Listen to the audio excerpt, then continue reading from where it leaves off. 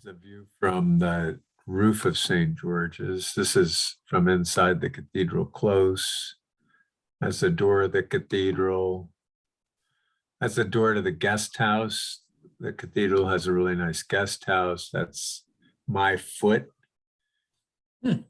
inside the guest house. That is where we could make tea in the guest house on the third floor anytime you want it. That's a little worship space at the college. Did come in early. They did. This is the best falafel stand in the old city. Based on a sampling of How much did we miss? 2.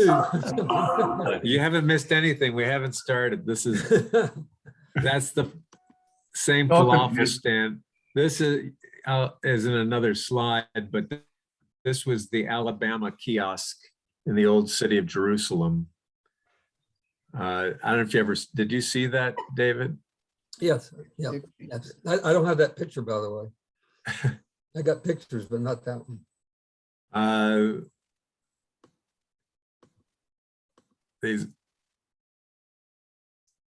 I am not exactly sure where we are. This is too blurry for me to tell you what these are without more context. Oh, this is at the Holy Sepulchre. This was the guy who was sitting in a corner of this is above the Holy Sepulchre. So this is part of the Holy Sepulchre's construction. That's the main dome of the Holy Sepulchre with the cross. But there are portions of services that go on in this courtyard before you go inside. This is on the way of the cross. These are all, that's a station you can see. Station, a station 7 on the way of the cross. It's on the way of the cross, way of the cross. These are all stops on the way of the cross. We're going back to the beginning of the way of the cross here. Anyway, these are, you're just looking at, here's actually a graphic map of the city, maybe around the time of Herod. You can see the temple here, the sheep pool, some of the other portions of the significant construction of the city. But I don't know the exact time frame of that particular map. In the middle.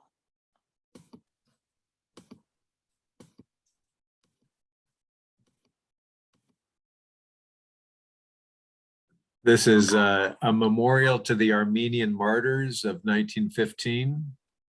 A quarter of the city of Jerusalem is Armenian. Quarter of the old city, the walled city. And this is in the Armenian quarter. Uh-oh.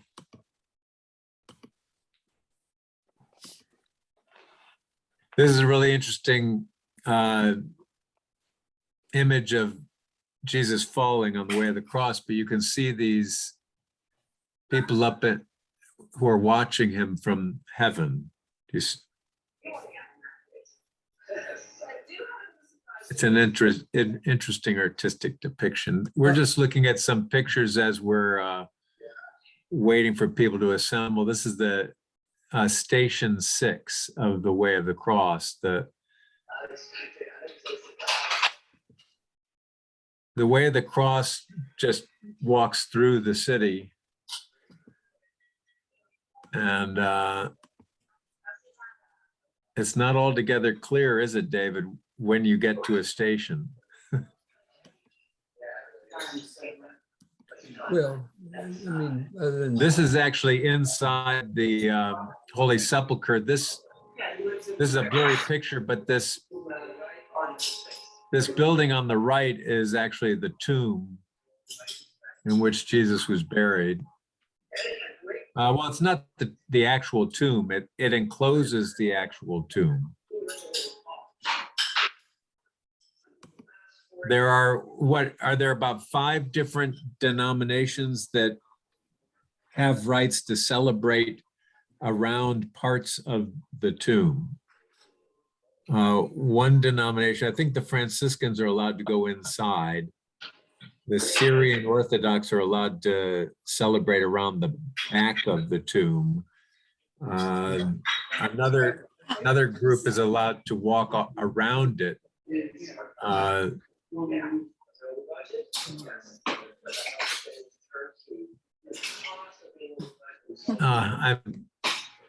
sorry, let's see. There's people doing obeisance outside this is all in the Holy Sepulchre. This is a gathering of Franciscan monks or priests holding a service outside the front of the tomb of the Holy Sepulchre. And all these are Paschal candles. Wow. From different denominations that are put up there in the Holy Sepulchre. These are Crusader crosses, these little crosses on the stones that Crusaders, pilgrims would have made in the stone going down to St. Helena's Chapel underneath the Holy Sepulchre when they made their pilgrimages to Jerusalem. I hope you can see the crosses on the stone there.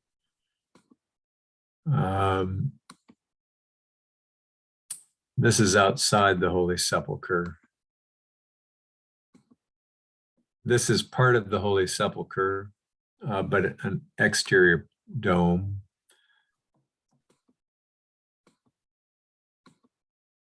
That's one of the 2 domes of the Holy Sepulchre. So remember, the Holy Sepulchre is the church in Jerusalem that contains both the site of the crucifixion and the site of the resurrection. They're separated by about, what would you say, David, maybe 15 meters? All right, no more. 15, 20 meters. And the site of the crucifixion, there are so many cats in Jerusalem, but there's a few of them.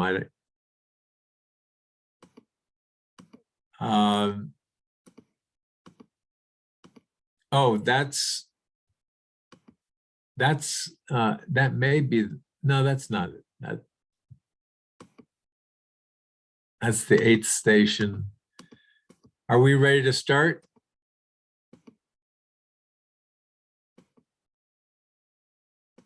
Sharon, Yes. we're ready to start? Yes, you may start. All right. I'm going to stop this. And I'm going to go back to advanced portion of the screen, share, but I don't want to share that. Now I got to go close that, go back to this. This is what I want to share, right? Remember portion of the screen. All right. And then we're going to go to this, right? Yeah, you pull it Now, how down. do Remember, you got to pull it down. Yeah, but I got it. This is, we became aware that my PowerPoint wasn't going to work the way I wanted, so I'm trying to adapt it, and I'm going through a lot of technical issues here. So this is it, right? Almost. Pull it over. Yes, excellent. Can you Is see that your- pretty much it? Yes, can you see your notes? Maybe, we'll see. So Holy Land pilgrimage, giving God permission to act through us and transform the world. The picture you're looking at is from the table of the restaurant at the Mount of the Beatitudes. You can see a napkin upside down there. And you can see the tail of Peter's fish. That's what they call the fish that they serve you, that the nuns serve you at the monastery of the Mount of the Beatitudes. And food is a big part of every pilgrimage, and food's a big part of a pilgrimage to the Holy Land and to Jerusalem. Now, can I get it to go to the next? Yeah, there we go. So there's another picture of, that's after breakfast at St. George's, a nearly fully consumed breakfast plate. Often pilgrims, this is a quote from Hector Patmore, who was the chaplain at St. George's. We spoke to a group that included David Wade and me. Often pilgrims invest particular places with expectation they will be overwhelmed spiritually and are disappointed. At the same time, they are sometimes overwhelmed by a place they never heard of. And that's part of the purpose of pilgrimage, I think, is to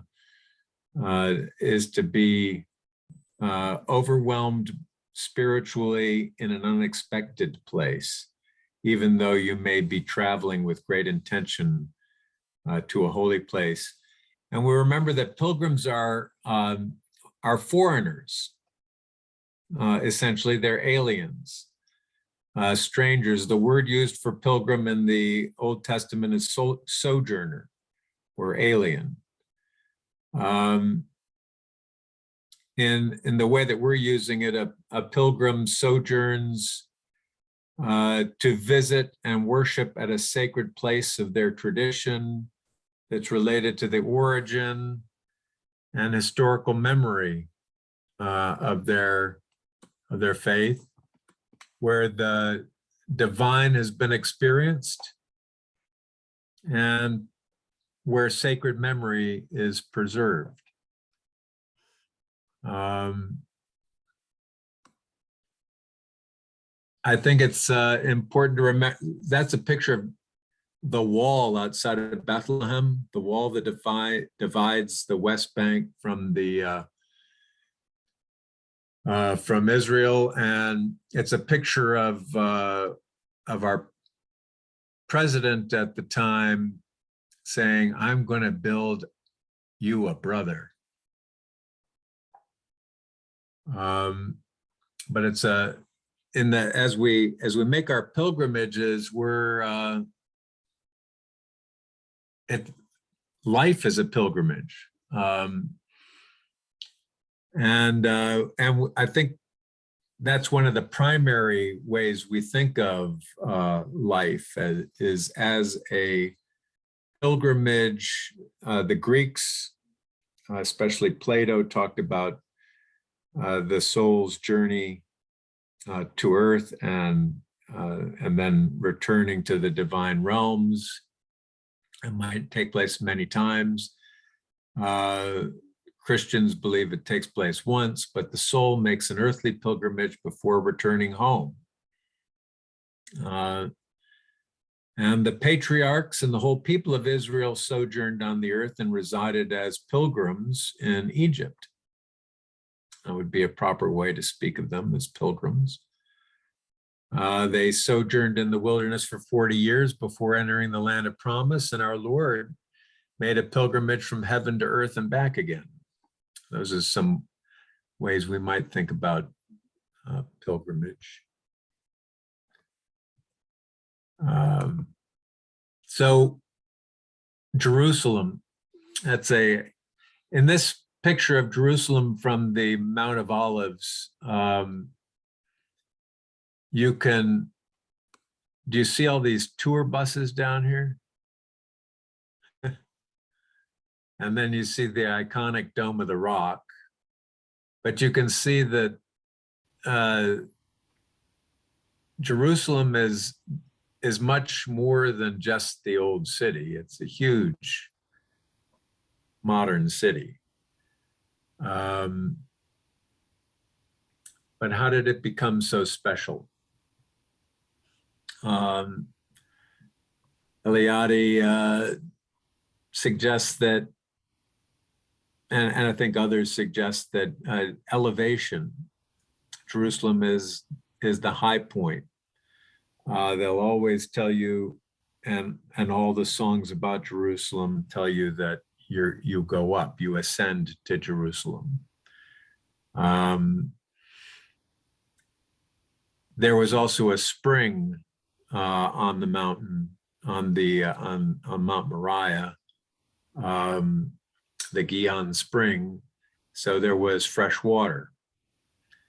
It was an ancient habitation. There's archaeological evidence of habitation from 3200 BC. And there was association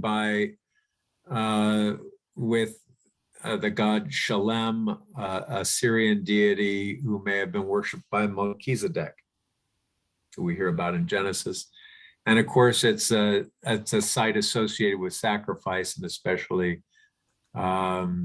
memorialized in Genesis as Mount Moriah, the site on which Abraham sacrifices a ram in place of his son, Isaac.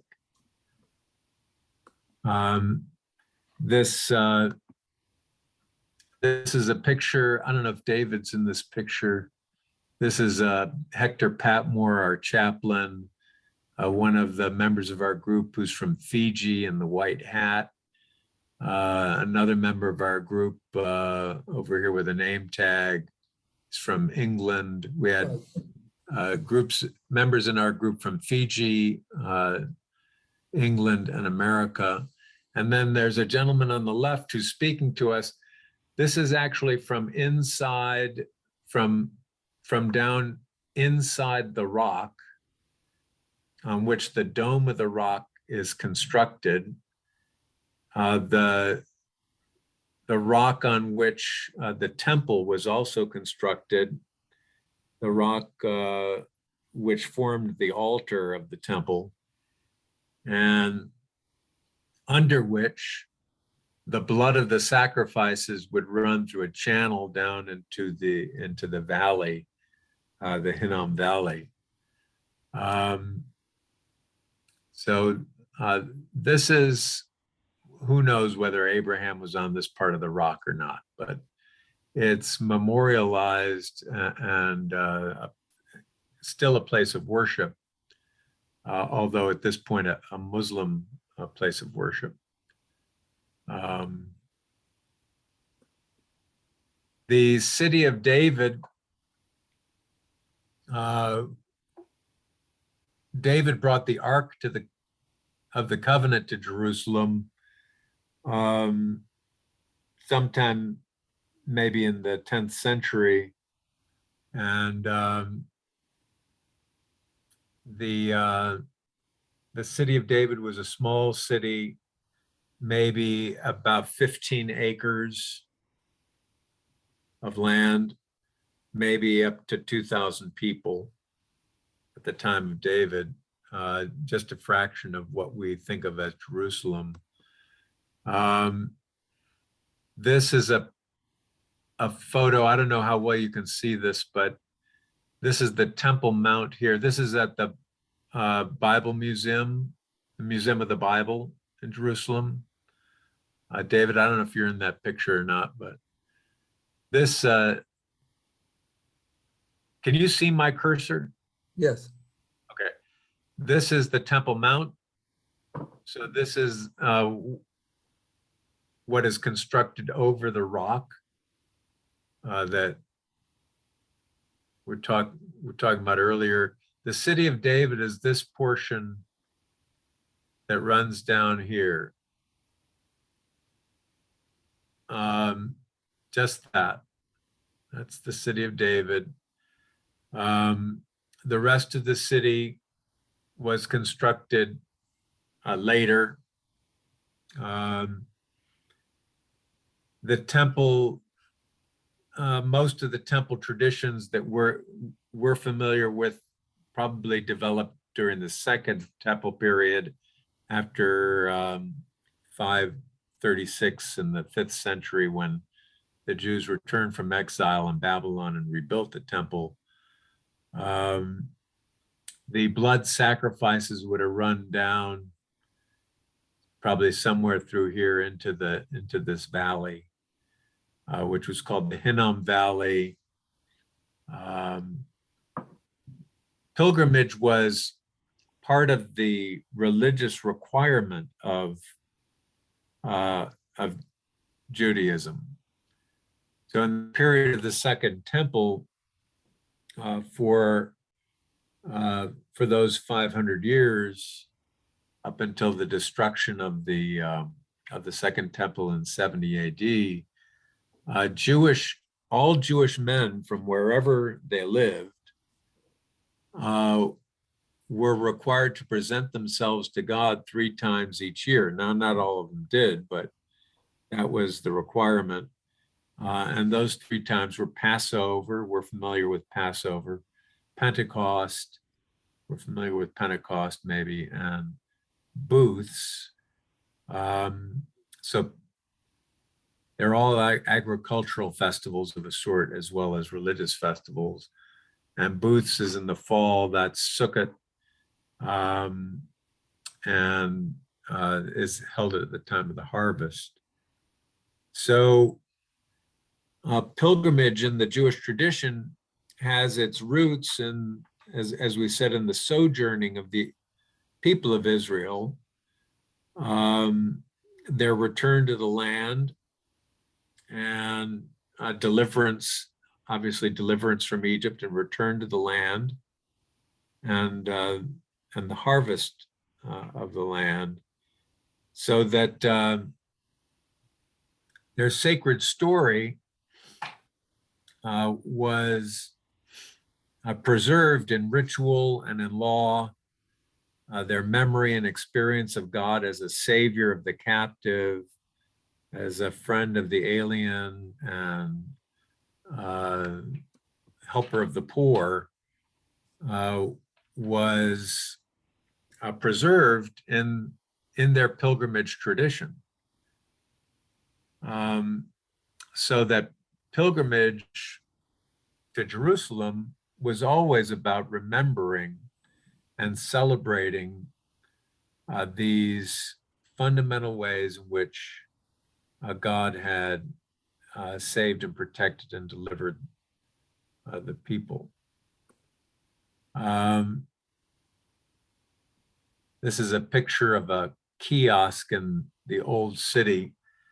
The Holy City is a real city. It's full of every sort of person living in close quarters, doing all kinds of business. Muslims have a quarter of the city, Jews have a quarter of the city, Armenians have a quarter of the city, and there's a Christian quarter. Armenians are Christians as well, but there's a sort of a Catholic quarter dominated by the Franciscans. And but we should remember that the city itself is a reflection of the inner life, of our inner life. That was a great observation made by Plato in the Republic, that our political life reflects our spiritual life. It's sort of the activity of our souls writ large. And the holy city like Jerusalem, reveals the experience of divine compassion, as we've talked about through ritual and the sacred places that are preserved there.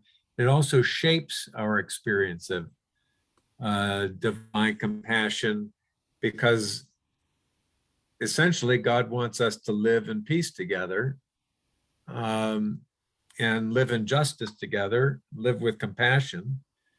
And all of that happens in both small and dramatic ways in our cities, and especially in a holy city, which is organized around not just our commerce, but as Jerusalem is fundamentally organized around the sacred events and story that bring those who visit it into an experience of God, just the way that our church does, the whole city does in Jerusalem. And this reminds us that our inner life has a kind of geography, just like the world around us. Our inner life, the thing that we start to see that in our rituals and our myths, our stories about the divine, is this inner dynamic between our experience of God, that is an experience of goodness, a transcendent unitive experience in which everything is good and right, and always will be. And another experience that we've all got that's in tension with that, and that is that we're in need, that things are incomplete, that we lack, that things are broken, that there's alienation and fragmentation. And the city tells the story of that dynamic tension between our experience of God being with us and acting in us, creating unity and completeness and justice, and our sense of alienation and fragmentation. And that really comes across in Jerusalem, where you'll see armed guards at certain parts of the city, but people of all sorts and conditions. I mean, absolutely all sorts and conditions, and from every nation you can imagine on earth, coming together and conducting business and worship and so on in peace. It's of every denomination you can imagine, every sort of religious conviction, coming together and making it work, because all of their lives depend upon the old city of Jerusalem being a place of peace where pilgrims can come and spend their money. And every holy place has a gift shop, of course, right, David? Yeah. So the pilgrimage in the Jewish tradition, as we said, has its roots in the sojourning of the patriarchs. The sacred story and ritual and law of Israel preserved that experience, and it's continued unabated for thousands of years. Not just for Jews. There's been a period of time when Jews were forbidden to come to Jerusalem. But for Jews, Christians, and Muslims at different times, Jerusalem has been the center of pilgrimage. Christian pilgrimage, of course, finds its roots. I don't know if you can see in this picture, but this is a picture of postcards that are in, or I get, maybe they're maps of Jerusalem or something, but they're in every language you can imagine, from Chinese to Russian to Arabic to French and English and German. But Jesus and his disciples, of course, made pilgrimages to Jerusalem in fulfillment of the law. And Christian ritual, of course, memorializes and reenacts pilgrim events, especially in our Holy Week services, which we're coming up on, and in our baptismal liturgy. And I think especially in our sojourn to the Eucharistic table every week, we recognize there's an aspect of pilgrimage in our going out from and returning to the Eucharistic table, going out in peace to love and serve the Lord, and returning again to celebrate the kingdom of God. And of course, in the end, our liturgical year, which memorializes the life of Christ, and our burial liturgy. In all of these places, we speak about ourselves as pilgrims and sojourners. We identify with God, who is himself the sojourner, as we said, Jesus being the sojourner or the pilgrim, who is revealed to be our companion on the way.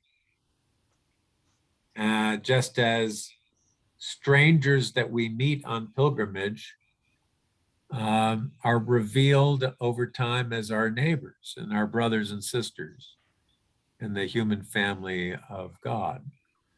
That's certainly something we encountered with the group that we were with in Jerusalem. So It's already time. Christian pilgrimage didn't really begin to Jerusalem until after the legalization of Christianity by Constantine in 313. But after that, and since then, it's taken place regardless really of who has been in control of the land for the most part. One of the things that we encounter when we make a pilgrimage to the Holy Land, to Jerusalem and the Holy Land, is first of all the land itself, which in Jerusalem and in the Holy Land is talked about as the fifth gospel. And that's an important concept. The land itself is the fifth gospel. It's a interpretive lens for all the other reading of the gospel to understand what's going on in and through the land and the importance of the land itself. The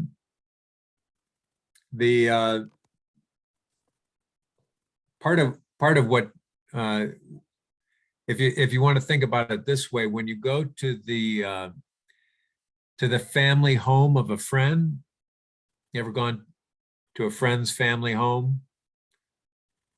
And when you go and visit that place, you learn something about your friend by being in the place where they grew up, where their family has had a life together, that it doesn't make him or her a better friend, but but you certainly understand them in a different way, maybe a deeper way. And I think the same is true of going to the land where Jesus lived and walked, and where the scriptures have so much of their life. But the other thing you encounter in a pilgrimage to Jerusalem and to the Holy Land are what are the people who are called the living stones. These are the descendants of Canaanite people who have been in the land forever. They're the natives, the indigenous people. And in the pictures you're looking at here, there's a couple of women who are administrators at the Princess Bosma Center on the Mount of Olives, which is a place that works with disabled children, regardless of their faith. And there's a disabled gentleman in one of the workshops at Princess Bosma Center who's displaying some of his craft that they'll sell in the city. And then below are congregants from Nazareth. So these are just Palestinian Christians gathered for worship that we worshiped with in Nazareth when we were there.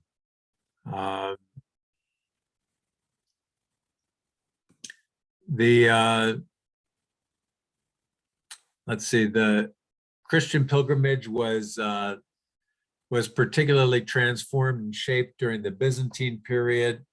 Byzantine simply means that period in which the administrative center of the empire was moved from Rome to Constantinople. It didn't really change much of the Roman Empire, except the administrative center.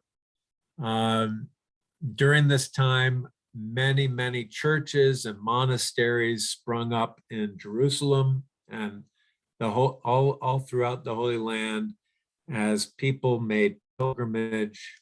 Now that Christianity was legal, and in fact, sort of the religion of the empire. And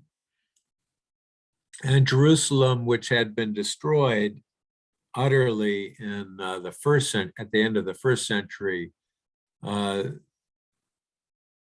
enlarged again to the size it had been under Herod the Great. The Holy Sepulchre, which encloses, as I said, both the Golgotha and the site of the crucifixion, as well as the garden and tomb of the resurrection, both contained within one church, was built from 326 to 384, and all kinds of other sites connected with the life of Jesus were developed as pilgrimage destinations during this time. And at the same time, Christian liturgy and scripture were being shaped. One of the things that happened, unfortunately, during this time is that the temple, as you know, the temple was completely destroyed in the year 70 and was never rebuilt. And Jews were forbidden to return to the city after 135, after the Bar Kokhba rebellion. So the Temple Mount essentially became a garbage dump during the Byzantine period, which was very unfortunate. The Arab period, the early Arab Muslim period that began after that, as you might be aware, Muslim dynasties conquered Palestine in the early 7th century, and then Muhammad himself, of course, ascended to heaven from Jerusalem. So, and then returned. It was called the night journey.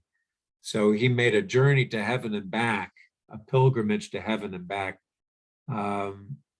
from Jerusalem, and Jerusalem is the third holiest city of Islam. Although originally it was considered to be the holiest, it was moved ultimately to Mecca, their center of worship. But Jerusalem is still considered a very holy place by Muslims. And the Dome of the Rock, you can see sort of figured here in the photo. This building is called the Dome of the Rock. It's one of the iconic domes of the city, a golden dome. The Muslims, the man who constructed it, the caliph who constructed it, wanted to make sure that it was more beautiful and larger than the Holy Sepulchre, so that people would be more attracted to it. And I think they definitely are. The Holy Sepulchre is a wreck. The Dome of the Rock is beautiful. But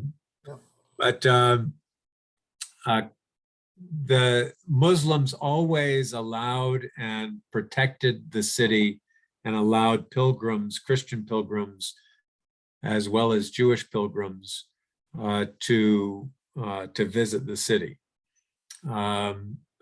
Muslims were always reverent towards both Christians and Jews, with very few exceptions.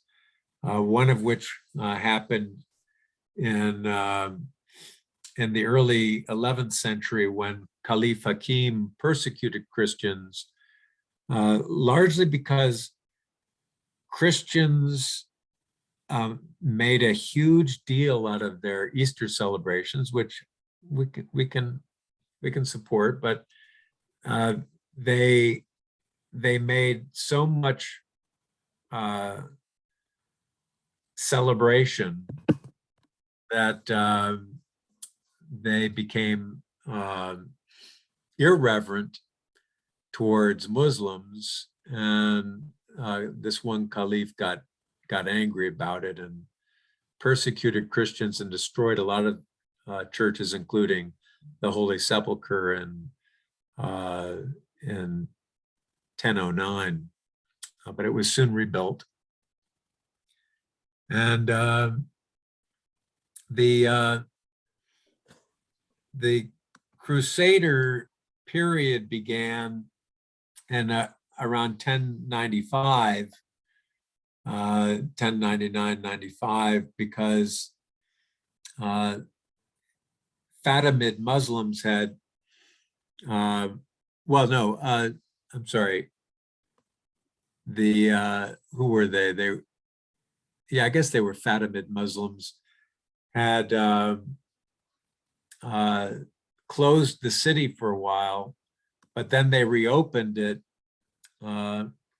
although too late. The Crusaders had already been mobilized by Pope Urban II in 1095, and by the time the Muslims reopened the city, the Crusaders were already on their way. Unfortunately, the Crusaders who entered the city in 1099 massacred the entire Muslim population. And that's caused problems between Christians and Muslims ever since, really. But the Crusaders built a lot of churches, rebuilt a lot of churches, built a lot of churches. And a lot of times you can tell the churches the Crusaders built by the size of the stone that they were able to engineer into place, a quite large stone. Christians continued to make pilgrimage to Jerusalem during the Mamluk period. These are Egyptian Muslims. who defeated the Crusaders in the late 13th century. And but again, kept the city open to Christians afterward and allowed the Franciscans to return to Jerusalem in 1335 as curators of most of the holy sites. During the Ottoman period, the Ottoman Turk Muslims who took Constantinople in the 15th century. This is the period of time in which the current walls of the city, of the old city, were constructed by Suleiman. They're the current walls of the city from 1520 to 1566. A lot of Jewish immigrant refugees fleeing persecution in Europe and Russia moved to Palestine during this period. But it was a very peaceful period between Jews and Muslims. It was also during this time, during the latter part of this period, that Anglicans returned or established a mission in Jerusalem. So the Diocese of Jerusalem started basically in 1841 when the first bishop arrived. His name was Bishop Alexander, and it was a cooperative mission between Anglicans and Lutherans for the most part. They had opened over the next 30 or 40 years, 42 schools, and began ordaining Palestinian priests in the Anglican and Lutheran traditions. The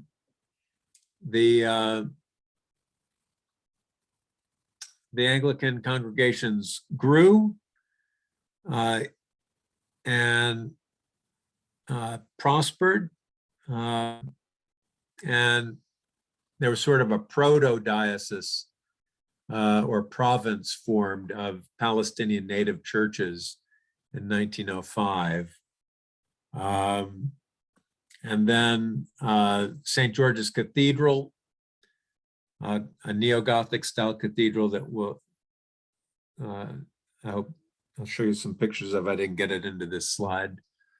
But it was constructed in two phases and consecrated in 1910.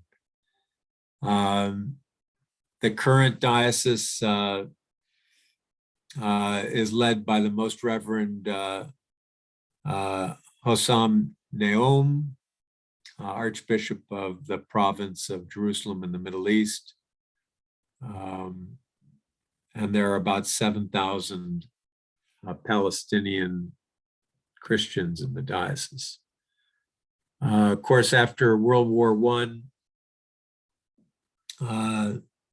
the United Nations gave Britain the mandate to govern Palestine, which they did, but the swelling of the Jewish population due to, again, refugees from Europe before, during, and after the Second World War created a lot of conflict. The UN, the Brits got frustrated and turned Palestine over to the UN in 1947. The UN decided to create an Arab-Jewish partition, and in 1947 and in 1948, the Arab nations attacked the Jewish partition and were defeated. And under that armistice, Jordan received control of the West Bank and the Old City, and Israel got the western part of Jerusalem and the rest of the country. But then in 1967, as we all know, Arab nations again attacked Israel, were quickly defeated. Israel occupied the West Bank, which is still an illegal occupation because you can't take territory through war like that, according to the Geneva Conventions. They also occupied the Old City, and that remains the status quo with the West Bank and the Old City occupied by Israel illegally. But as we know, there's been no real progress towards resolving that situation. Despite that, of course, pilgrimage has continued and expanded and is actually quite safe. St. George's College, where David and I went for our class, was founded in 1920 as a theological school for seminarians, but expanded especially in the 1990s by John Peterson, the dean of the college.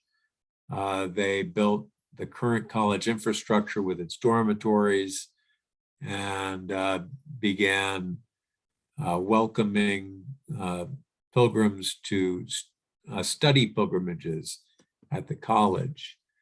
And now the Diocese of Jerusalem has become the province of Jerusalem in the Middle East.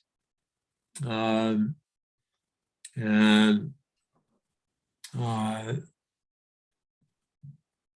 the current Archbishop Hossam Naum was consecrated in May 2021.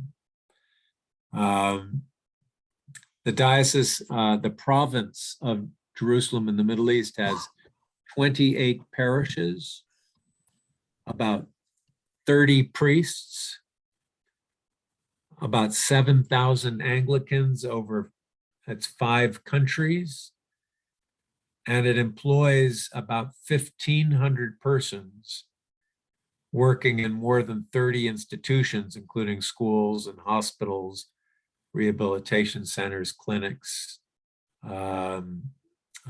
pilgrim homes, with over 6,400 students in its schools and 200 beds in its hospitals.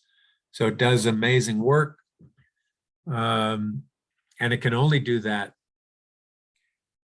because of pilgrimage, really, because the world comes, and the Anglican Church, the 85 million member Anglican communion, comes to Jerusalem. And when it does, it sees the ministry that the province is doing, and people return home and support it. I don't know if I can open this. I'm gonna, if this will show.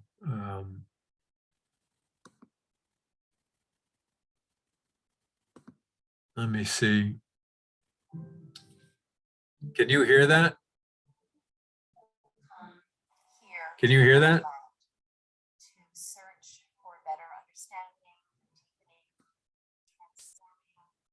Can you all hear that? It's very soft, but it can be heard. Okay. You might not have the sound on or in the share screen. How do I do that? You have to enable it. Anyway, what you're seeing is a video about pilgrimage and St. George's. This is the Archbishop.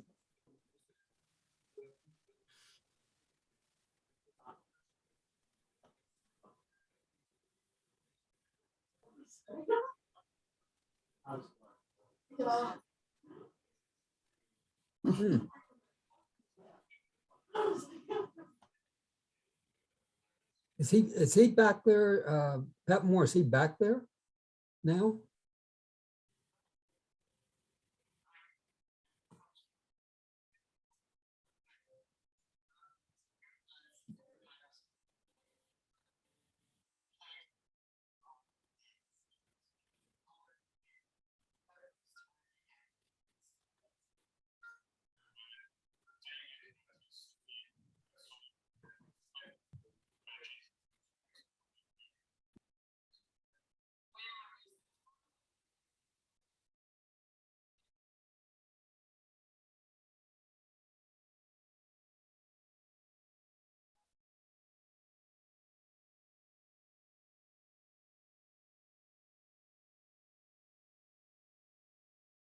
This is the college.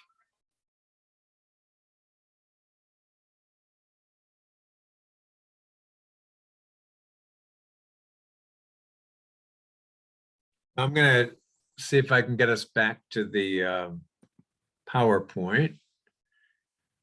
Can you hear me again? Okay, I'm gonna see if I can get this picture back.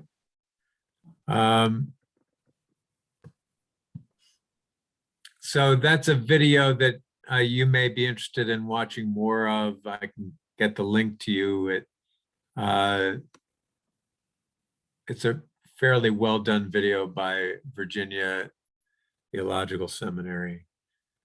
I wanted to say a little bit about the study course that David and I did, which is called The Palestine of Jesus. It's a 10 to 14 day study course. I think it costs about $3,200. Is that seem about right, David? About, yeah. As I That recall. includes your meals, your professors, your room and board, your room, and so on. It has a focus on the historical contexts and cultures in which Jesus exercised his ministry, and integrates biblical study and theological and spiritual reflection by professionals, and focuses on the roots and traditions of Christianity, as well as exploring some contemporary issues in Israel and Palestine. Most of the work is done in the field, but there are a few lectures back at the college. I'm going to see if I can open this link. I don't know. Does this show you this is an awkward, Yeah. It's a, I got it. Really Can you big. see this? there you go. Yes. This is a description of the class. These are the places that David and I went to with the study group.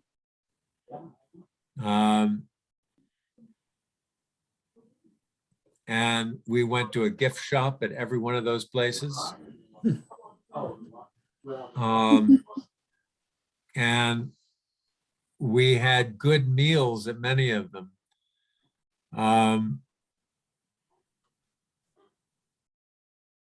There's a guest house we stayed at in Nazareth.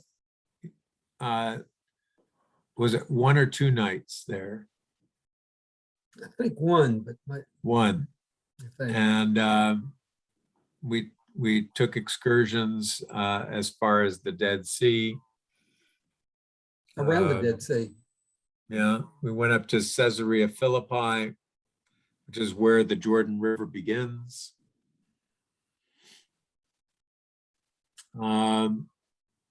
Now let me see if I can go back to the PowerPoint.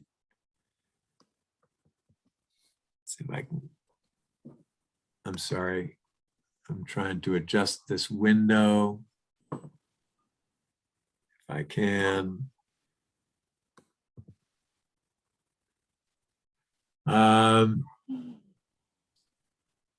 So in conclusion, I wanted to offer a couple concluding thoughts here. I think one of the primary purposes of any pilgrimage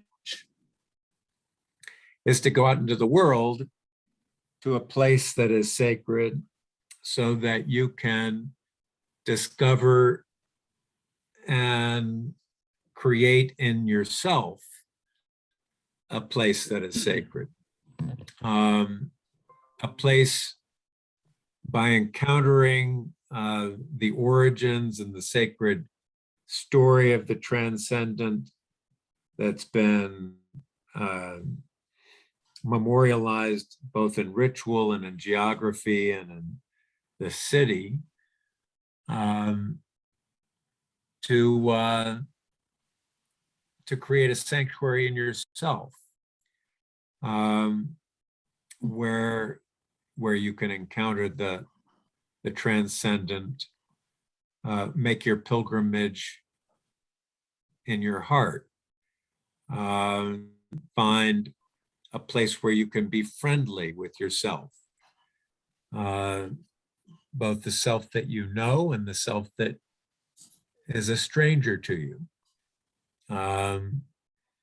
where you can accept the good and bad of yourself, and accept a lack of answers, a place where you can let life bring answers and surprise you. And I think a lot of our liturgy, these are some of the liturgical references to pilgrimage, and we might look at Psalm 84 in just a minute. But everyone will know the hymn, "He who would valiant be against all disaster,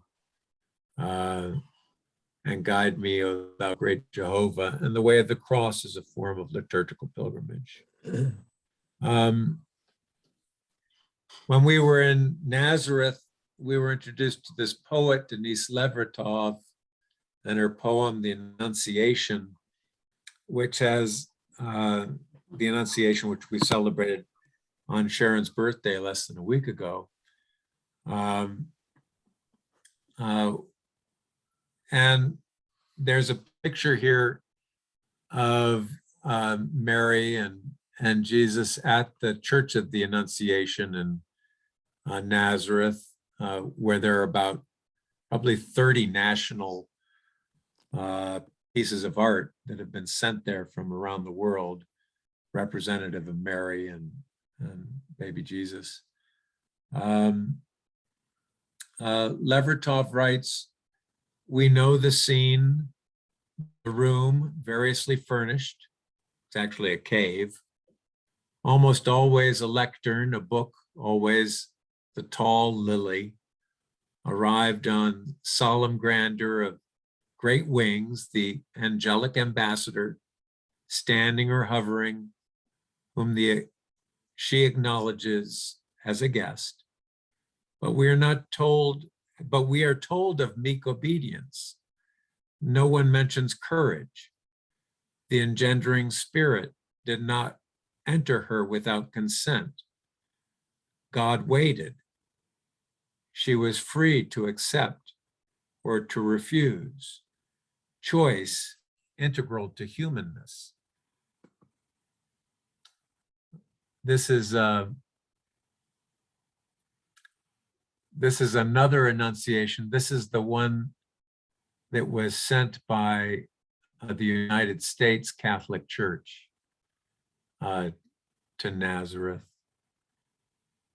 Levertov writes, "Aren't there other Annunciations of one sort or another in most lives? Maybe in your life. Some unwillingly undertake great destinies, enact them in sullen pride, uncomprehending. More often, those moments when roads of light and storm open from darkness, and a man or woman are turned away from in dread, in a wave of weakness and despair, and with relief. Ordinary lives continue. God does not smite them, but the gates close, the pathway vanishes. She, Mary, had been a child who played, ate, slept like any other child, but unlike others, wept only for pity, laughed in joy and not triumph. Compassion and intelligence fused in her indivisible, called to a destiny more momentous than any in all of time, she did not quail, only asked a simple, 'How can this be?' and gravely, courteously, took to heart the angel's reply, perceiving instantly the astounding ministry she was offered, to bear in her womb infinite weight and lightness, to carry in hidden infinite inwardness 9 months of eternity, to contain in slender vase of being the sum of power, in narrow flesh the sum of light, then bring to birth, push out into air, a man-child needing like any other milk and love, but who was God. This was the moment no one speaks of, when she could still refuse. A breath unbreathed, spirit suspended, waiting. She did not cry, I cannot, I am not worthy, nor I have not the strength. She did not submit with gritted teeth, raging, coerced. Bravest of all humans, consent illumined her. The room filled with its light, the lily glowed in it, and the iridescent wings. Consent, courage unparalleled, opened her utterly. That's why I chose this United States Mary, which is so weird.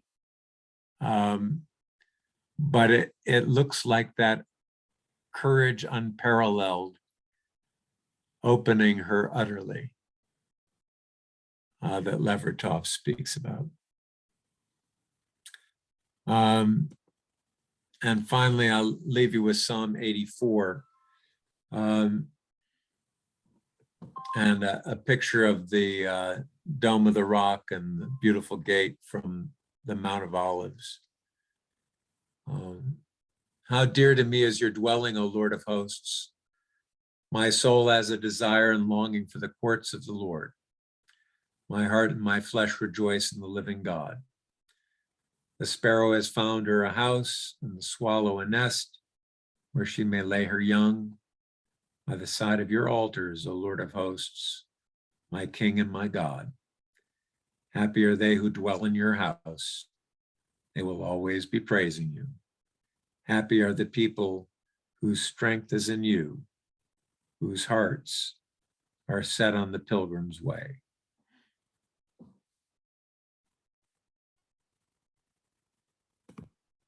So that's it.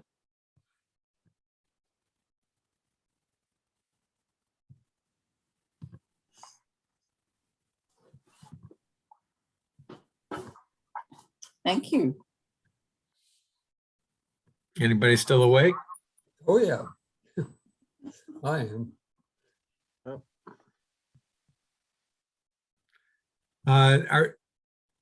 Are we done, or do you want to take time for any questions or? Anybody have questions? You may unmute and ask. I'd make 3 comments. One is, I did a travel log, which would be a different perspective to a degree from what you just heard. It was well received by the men's breakfast, Tuesday morning breakfast. That was done almost immediately after the trip, or within a couple of months. But I offer that, and I can talk to Sharon about getting that out, those who might be interested. Second, Tuck and I, as I mentioned earlier before it started, that the 2 of us continued on after St. George's for another 4 or 5 day add-on. In that trip, Tuck and I were the only ones from the original group, plus 6 or 7 others. Several stories with regard to that, but 2 of them were, we had communion in the basement of a hotel by an Anglican priest.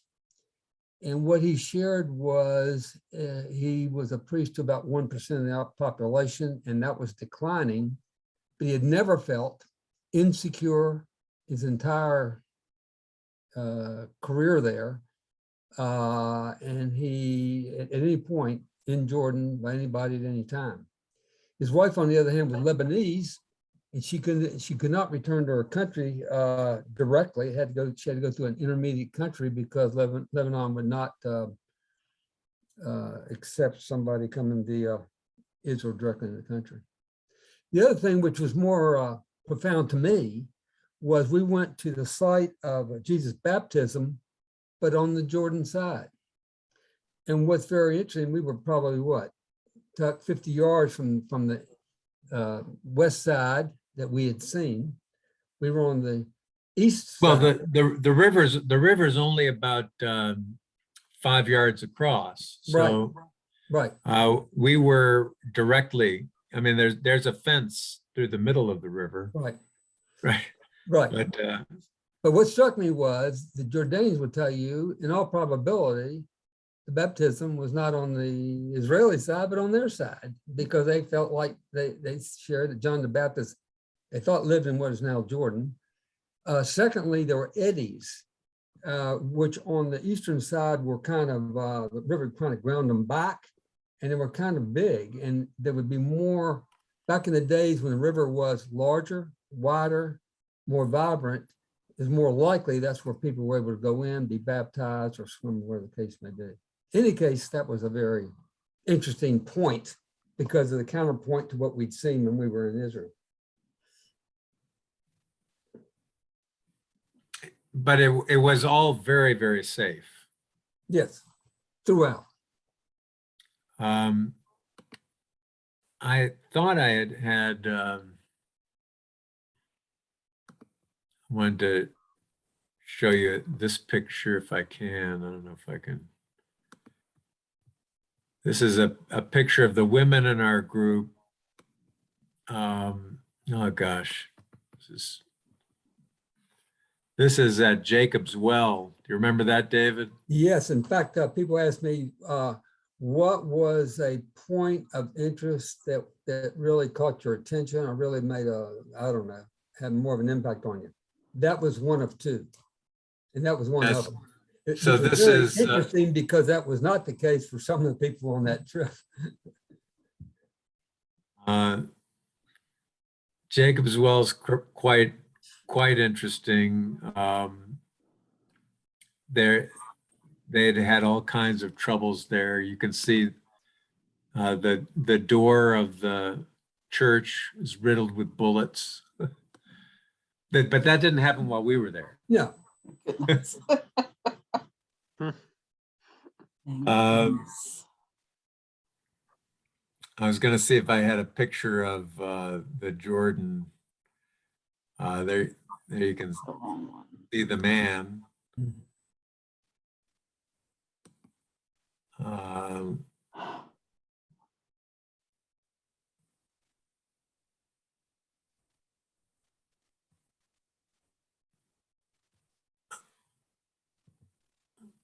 Let's see. This is Galilee. That's my foot, my toes in the Sea of Galilee there.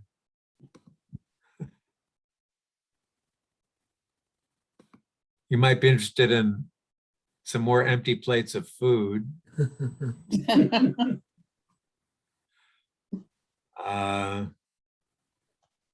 These are typical tombs. This is actually probably Joseph's house in Nazareth. And this is perhaps where Joseph was buried. These are typical tombs. These particular tombs were within a guest house in Nazareth.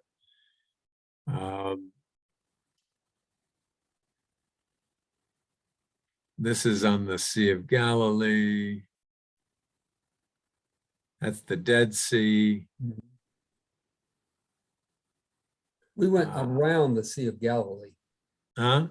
We went around the entire Yeah, we Sea of did. Galilee. This is Qumran, I think. I'm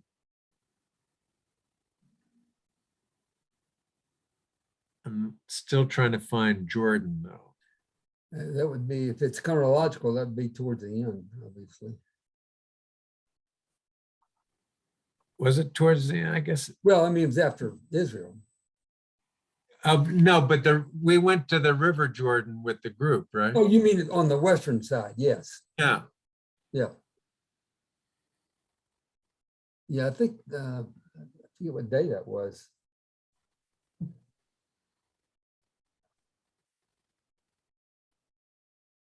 If anybody has a question, shout it out.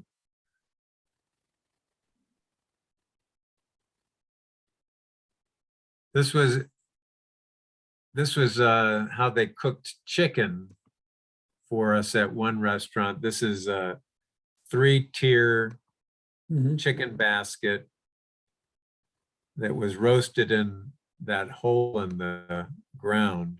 Right. It was good chicken. That's the Museum of the Bible. Right, so it was before that.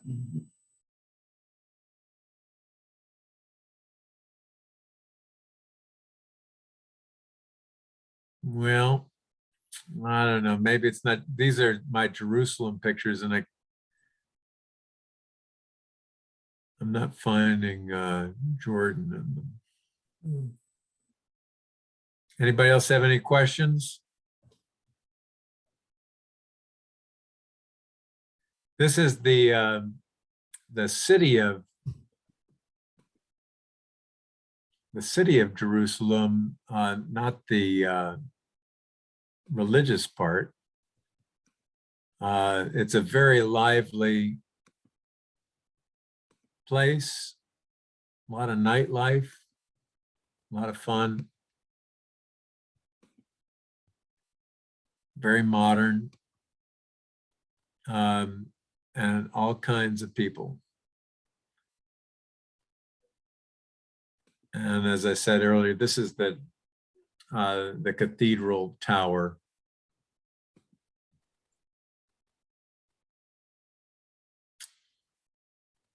All right, folks.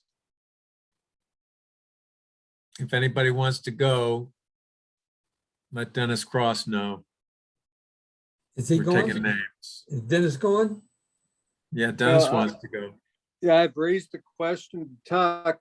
Susan and I have not been, and I was wondering if there might be interest in the community of Grace Episcopal to go to Israel, Jerusalem together. So I raised the question to him about a week ago, not even thinking about tonight's pilgrimage session, but I think it's something that I'm interested in exploring, and I'm willing to help spearhead the effort to see if there is interest to that. So Okay. I'll talk with Tuck and maybe we can follow up.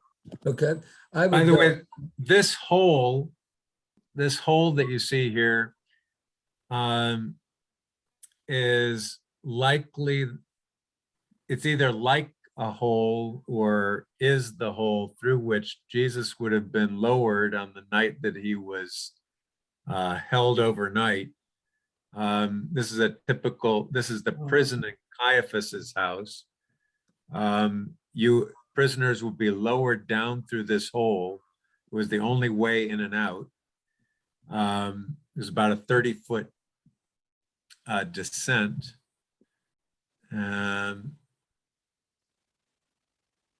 Remember that, David? Yes, I do now. Now that you mentioned that, I'm not even sure I got a picture of it, but yeah, it was yes, I do. Let me see. You could go down there. They now have built a stairway and there's an electric light down there. But originally the hole was the only way. All right. Thank you, Tuck. Thank you, Tuck. Thank you all. Thank you. Thank you. Very interesting. Thank you. Yeah. Good night. Good night. Night. Good night.